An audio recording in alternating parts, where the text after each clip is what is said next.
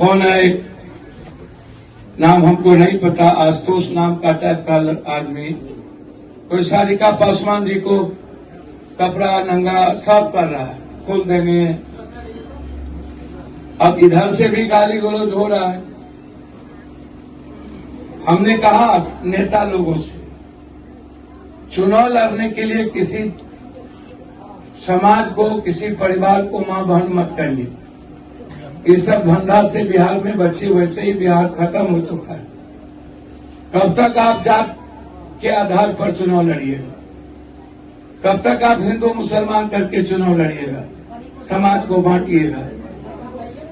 जब कोई छोटी बात होती है वह किसी समाज के द्वारा नहीं होता है, किसी व्यक्ति के कारण कोई घटना घटित होती है, उसके स्वार्थ के कारण। इसमें ना तो कोई और समाज इन्वॉल्व है, ना तो दूसरा समाज इन्वॉल्व, ना सब समाज का जात इन्वॉल्व होता है।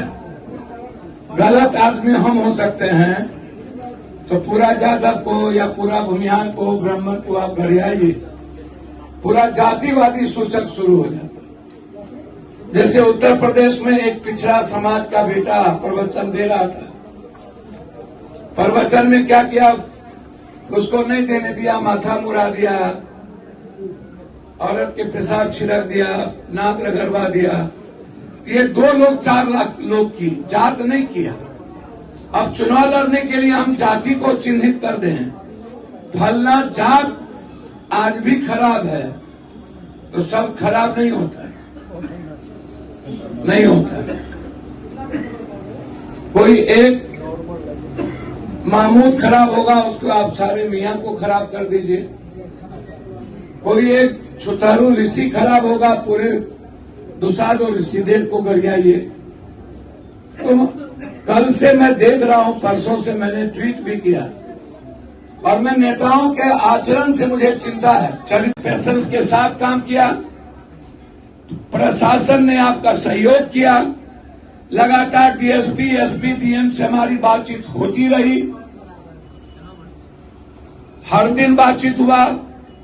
अगले बार डीएसपी साहब बोले कि सर सब माहौल शांत हो रहा है, आप थोड़ा सा रुक जाइए। हमको उनका भी बात मानना पड़ता है, सम्मान करना पड़ता है। तो मैं कल राजस्व सेक्रेटरी से मिलूंगा और इस सीओ की पूरी जांच हम लिख के देंगे कि इस सीओ ने 63 से लेके आज तक किस कारण से इन्होंने रसीद काटा, इन्होंने जमाबंदी को क्या किया। इस लड़ाई का जड़ कोई नहीं है, इस लड़ाई का जड़ सिर्फ सीओ है। कल शाम में हम गवर्नर से मिलेंगे और सीओ के इंक्वायरी की मांग करेंगे। ये लोग ब्लॉक में बैठकर मंदिर का जमीन लिख देता है। सरकारी जमीन कभी किसी भी लॉ के मुताबिक गैर मजरवा जमीन को सीओ किसी व्यक्ति के नाम से रसीद काट ही नहीं सकता। सरकार की जमीन कैसे काट देगा? ये कौन सा कानून है? ये नियम नहीं है। वो कब्रिस्तान हो या ना, सरकारी जमीन है ना। बोलन जाओ फिर आप तू कभी बोले।